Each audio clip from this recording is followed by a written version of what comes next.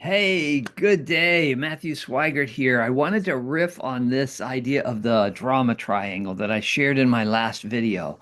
You may recall that we talked about three roles: the victim, the perpetrator, and the savior.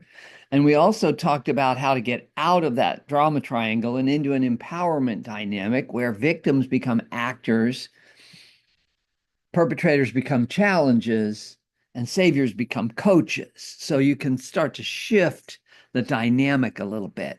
But what the riff today is about is how it is that we tell ourselves victim stories. And these victim stories happen lightning quick. Lightning quick. You will make yourself into the victim.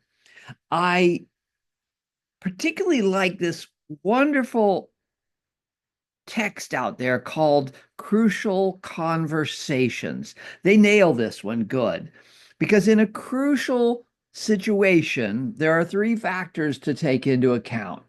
One, that emotions are involved.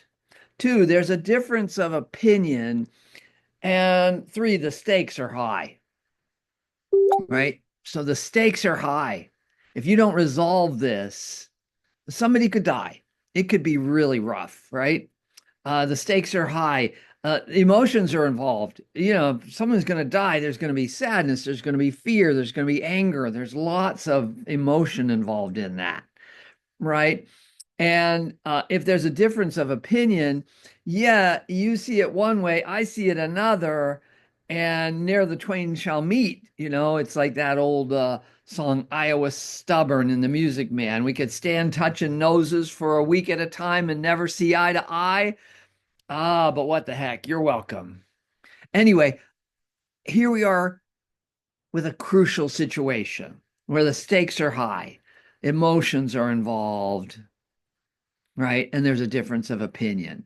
And then that's when the victim story comes in. You tell yourself a victim story, and it's usually lightning fast. Lightning fast. You'll tell yourself this victim story in the blink of an eye, hundredth of a second, millisecond, whatever. It's fast. So the victim story says, "Oh my God, I am going to die." And the quintessential example of this was a person I knew who shared about her housemate, and they had divided the kitchen counter into her countertop and the other person's countertop. Well, this friend of mine had left her dirty dishes on her housemate's side of the counter. Oops. So the housemate comes in, finds dirty dishes on her part of the counter, and then goes ballistic on her housemate. Victim story got told lightning fast. All it was dirty dishes on a kitchen counter. There were no lives were threatened here.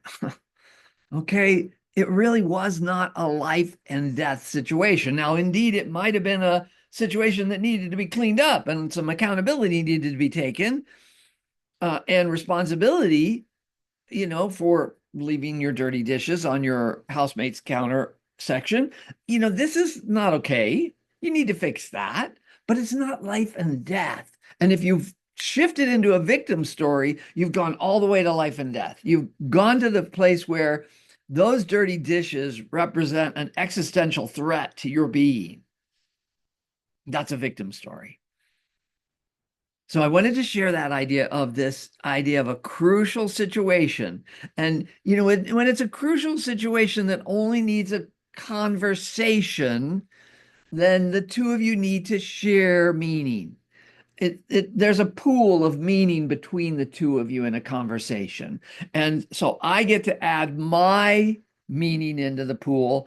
You get to add your meaning into the pool, and the differences of opinions can be reconciled in that pool of meaning. That's a conversation. Now, every now and then we will have a crucial confrontation.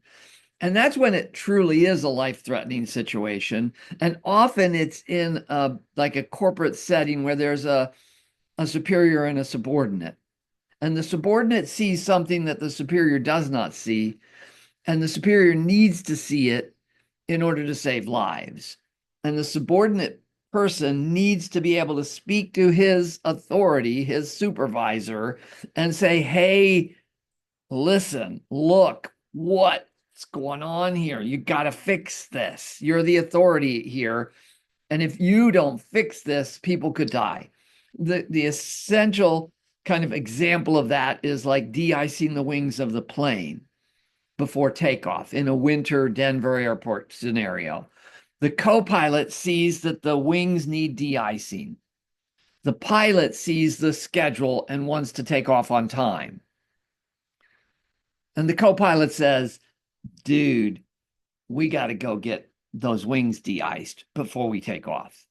And the pilot says, but we'll be late. We won't be on time. We'll wreck our record of on-time departures.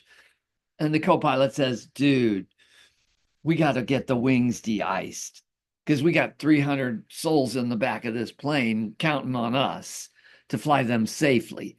I think they won't mind being a half hour late. Does the co-pilot have the stones to confront the pilot? Does the pilot have the humility to listen to the person who saw the truth, even though that person might be a subordinate? That's a confrontation. That is when lives are at stake. And then a choice needs to be made, and it's crucial. And ultimately, opinion doesn't matter. The facts matter. So, victims, perpetrators, saviors, actors, challenges, coaches.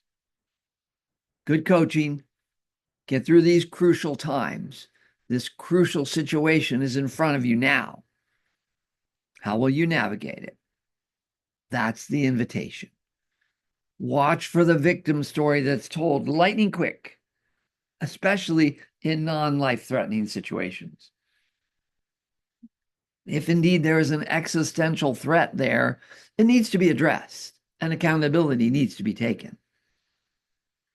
That's the thing about an actor. When you step into the actor role, you become accountable. You become responsible, not just for the conscious consequences of your actions, but for the unconscious consequences as well. You're responsible for your actions when you're an actor. You can't blame it on a savior. You can't blame it on a perpetrator. You take responsibility. Okay, Matthew Sweigart, signing off for now. That's my addendum to my drama triangle, where we bring in this idea of conscious, crucial conversations and those victim stories that happen so quickly. Watch for them. Get out of them. Ask for a redo. Try again. See you next time. Ciao.